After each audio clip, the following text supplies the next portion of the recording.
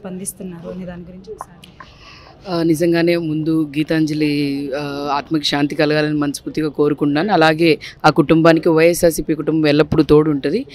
ఈరోజు నిజంగానే మానవ మృగాలు అనంటే ఐటీడీపీ జనసేన వాళ్ళు ఎందుకు ఆ మాట అనాల్సి వస్తుంది అనంటే వాళ్లకు నైతిక విలువలు లేవు. ఒక మనిషి చనిపోవడానికి కారణం అయ్యి ఈరోజు మళ్ళీ వాళ్ళు ఆ మనిషి చనిపోయిన తర్వాత కూడా ఏ విధంగా ట్రోల్ చేస్తున్నారంటే వ్యక్తిగతంగా మీ ఇంట్లో మీ అక్కకో మీ చెల్లికో మీ తల్లికో ఈ విధంగా అయితే మీరేం చేస్తారు? మీ మీదే మీ విజ్ఞత మీదే వదిలేస్తున్నాం.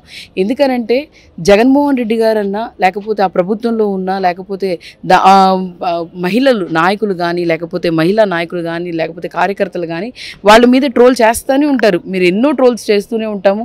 మేము అవన్నీ ఏంటంటే పట్టించుకోము. ఎందుకనంటే వాళ్ళ బుద్ధి అలాంటిదే అని చెప్పి. కానీ ఎప్పుడు మేము కూడా ఏ మహిళా నాయకురాల మీద కానీ వాళ్ళ ఉన్న ఎవరి మీద మేము ఇప్పుడు దాకా ట్రోల్ చేయలేదు. ఎప్పుడు మేము అసభ్యంగా మాట్లాడలేదు. ఎందుకంటే మా పార్టీ వాల్యూస్ అవి.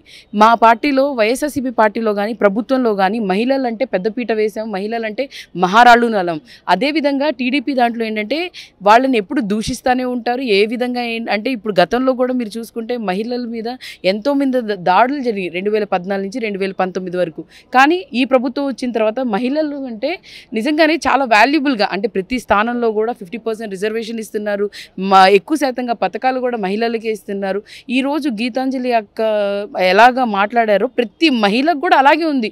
నేను కూడా జగన్మోహన్ రెడ్డి గారికి ఓటు వేయాలి. ఎందుకనంటే జగన్మోహన్ రెడ్డి గారు నాకు మంచి చేశారు, నా కుటుంబానికి మంచి చేశారని చెప్పి ఈరోజు గీతాంజలి అక్క బయట చెప్పినట్టు తను ఎంత సంతోషంగా వ్యక్తం చేసిందో ఆ సంతోషాన్ని కూడా ఆ కుటుంబాన్ని 1 వీక్ కూడా తను ఆనందంగా బతకడానికి కూడా నిజంగానే ఈరోజు వాళ్ళ ఇంట్లో ఆవిడ ఫోటో చూస్తుంటే ఎంత యాక్టివ్ పర్సన్గా ఎంత సంతోషంగా ఉందో ఆ సంతోషాన్ని ఆ కుటుంబంలో నుంచి లాక్కున్నారు.